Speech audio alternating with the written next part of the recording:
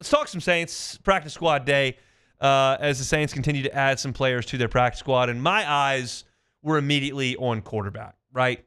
And you realize when they waived Jake Haener and you're looking at the situation and they didn't sign a veteran quarterback in the offseason and you were going in with Rattler and Shough and Haener, like, okay, that's 3. You're going to settle on a starter.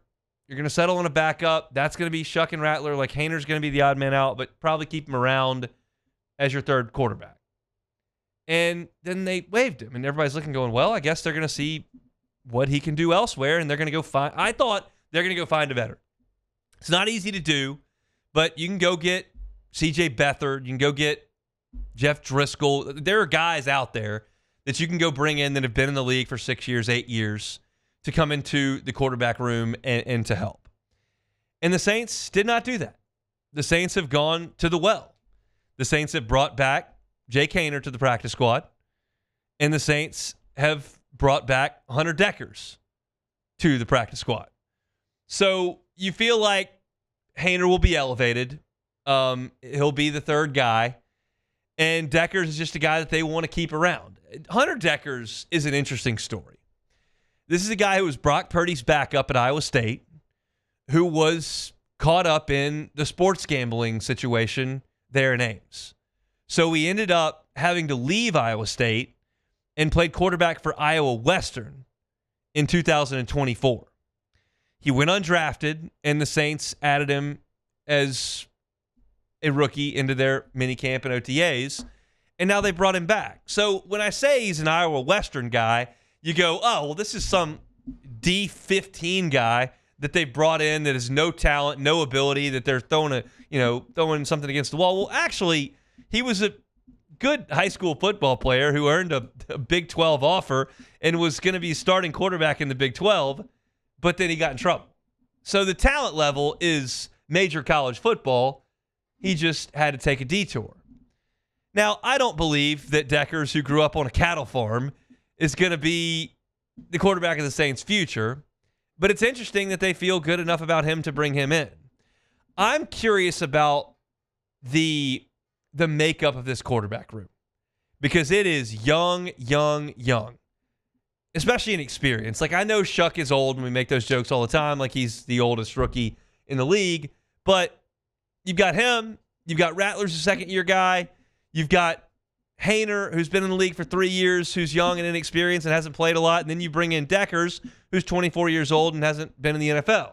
So I guess the thought is that you've got Kellen Moore, who's my age, who there are quarterbacks in the NFL plenty older than Kellen Moore, so he's kind of the old man in the room who's played in the NFL, and maybe that takes that place. That makes some sense to me. I don't know if that's the way they're looking at it or not, but it's a young, inexperienced group. I would have liked a veteran to come in at some point. Didn't happen. Okay, well, you move forward. So that's what they're doing at the quarterback spot. You look at the rest of the practice squad. I figured Clyde Edwards-Helaire may be on there. He's not. He is headed back to Kansas City. The Saints have signed defensive tackle Jonah Williams to the practice squad. They are bringing in Nephi Sewell back to the practice squad at linebacker. He's done some nice things as a depth piece at linebacker. Terrell Burgess, who's a safety, is going to be on the practice squad. Dallas Beanham, who is a corner, is on the practice squad.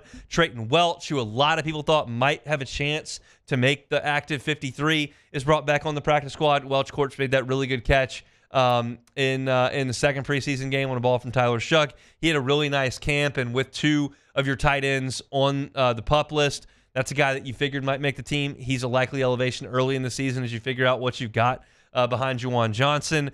And then the most interesting one to me, not because it's going to impact the Saints significantly this year, unless there's an injury, is Charlie Smith. Charlie Smith has shown himself to be a quality NFL kicker. But Blake Grupe's had a brilliant camp. So Blake Grupe is clearly the winner of that competition. Charlie Smith is an asset. And I think by keeping him on the practice squad, you've got a chance to get something for Charlie Smith down the road. You all know, we are 100% sure that by the end of September, 2 or 3 teams are going to be ticked at their kicker.